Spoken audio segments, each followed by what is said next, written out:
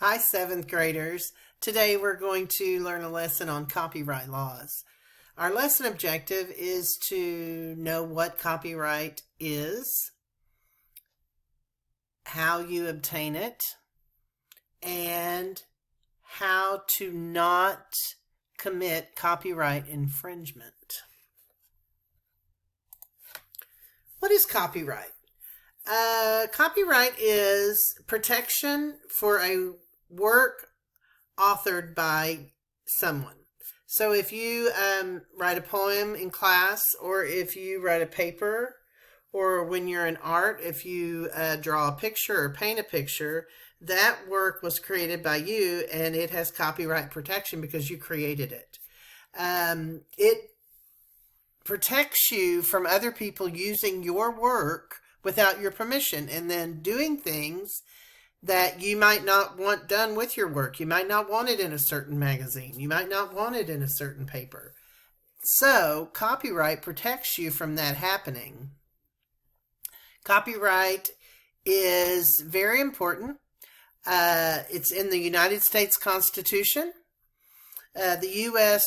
Copyright Office states that copyright has been a part of U.S. law since the nation's founding.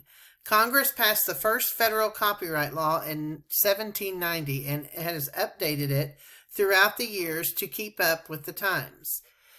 We want to make sure we understand copyright and that we cite other people's work and get permission for work that they've done that we want to use. What does copyright have to do with me? You're asking yourself. Why do I need to know this? Copyright law gives you a set of rights that prevents other people from taking your work, and claiming it as their own, or using your work in a manner that you don't want your work used in. Maybe they make money off of your work that really the money should go to you. As a student, and throughout your academic career and possibly into your career after schooling, you'll be doing research. You need to know about copyright laws. You need to know how to cite other people's work. You need to know, when do I need permission to use something and when do I not? Because there are times when you don't have to have permission, but you need to know all of those laws so that you can use it correctly. What works are included in copyright law? Photographs, illustrations, paintings, computer programs. If you develop a computer program, that's copyrighted. Books, if you write a poem, if you write blog posts, movies, plays, musical compositions, and sound recordings. If you write a song and then you record that song, that's copyrighted. And we have seen several lawsuits between performers that they've used someone else's song and it got them into trouble. We'll talk a little bit about that later. Things that are not included in copyright protection, guys, is ideas, facts, and laws. So if you have an idea about something, that's not copyrighted until it becomes a creation. Systems and methods are not copywritten, and discoveries and government documents. We can use those government documents. They are not copywritten, so they are ours. We're free to use all those. How long does copyright last? This depends on the work that was created. Currently, the law states that if it was created before January 1st, 1978, it lasts the life of the author plus 70 years. So if you created a poem today, it has a copyright on it until you die plus 70 years after that. For works that are works made for hire, that last 95 years from the publication date, or 120 years from the creation date, whichever is shorter.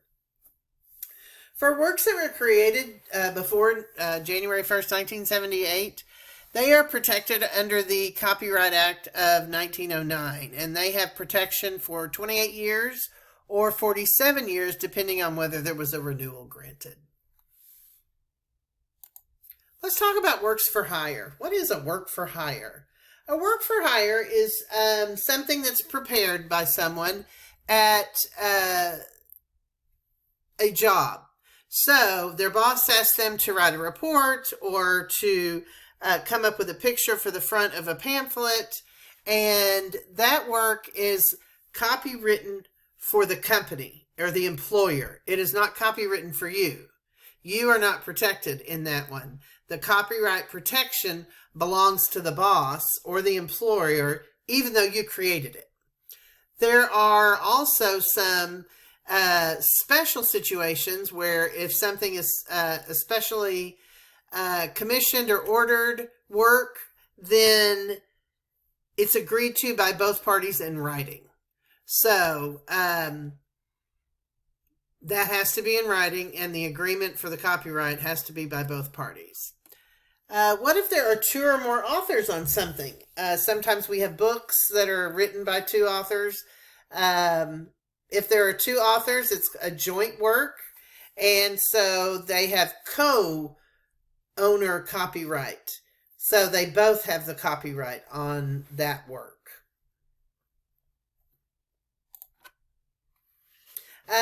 We hear the term fair use a lot when we're talking about copyright law, boys and girls. The fair use doctrine allows limited copying of copyrighted works for educational research and research purposes. So you can use copyrighted works, but only in certain situations. So if it's for educational use or research, then that's fair use. It means it's fair game. You can use that in your research without having to get permission.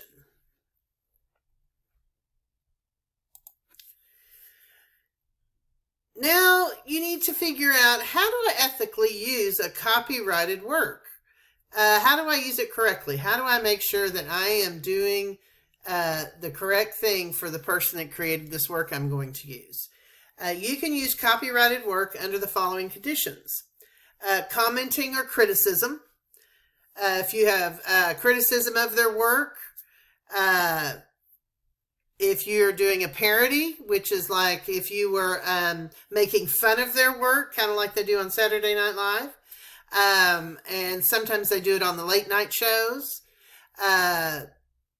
or for education and research, like we talked about with fair use, and also for news reporting.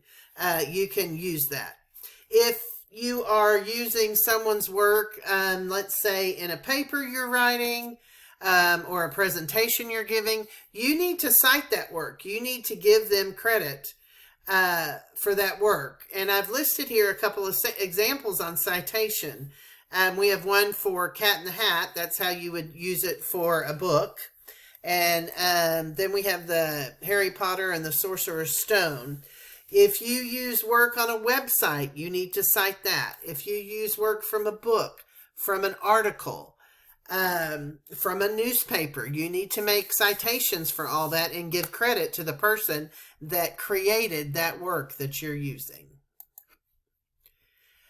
When you hear terminology surrounding copyright laws, you also hear public domain. What is public domain? What does that mean? These are works that were never protected by copyright. Remember back a few slides ago, we talked about that facts and discoveries and methods and laws are not part of the copyright protection. So also copyright expires. You know, if the person is, the author dies and it's been 70 years, that's no longer copywritten. You're free to use that. So, for example, Edgar Allan Poe's The Raven. It was written before 1923, so it's in the public domain. So you can quote that. You can use it in your research. it does not have a copyright on it. Now, James Michener's published Tales of the South Pacific after 1924, so that's still copywritten. It's not, it doesn't lose its copyright until 2067. And then Glenn Miller recorded At Last in 1942, and it's covered by the Music Modernization Act of 2013, and it has a copyright on it for publication date plus 100 years. Remember, we talked about that a few slides back. So it has a copyright until 2042. So you've got to be careful about when things were published, and do your homework to make sure you're not unethically using their work. Then we also have Creative Commons. I know it's a lot of terminology, and how do we figure it all out? In Creative Commons, artists are allowed to share their work with the public under certain licenses. So if you're going to use their work, you have to include their title, the title of the work, the author, the source, and the license. This was seen as a response to digital technology. So this came around once we started in the digital age. Scharf tells us in 2017.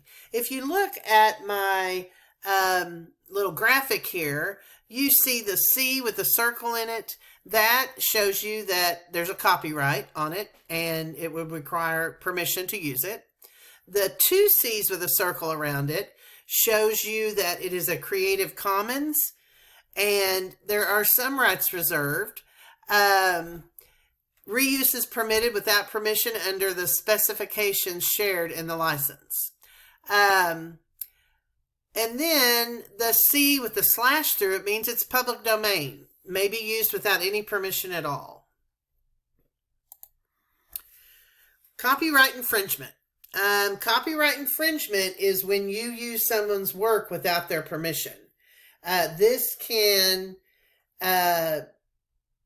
land you in a lawsuit in court, and you can have to pay damages. If you profited from that, you may have to give back that money. It can cause you to have to pay attorney fees and court fees. You have to stop the infringement when the judge asks you. Turn over the infringed work, whatever work you used of theirs, you would have to turn that over. And if you don't, you can go to jail. This is a very serious offense to use someone else's work. I was going to let y'all know about one case. It was Gucci versus Guess.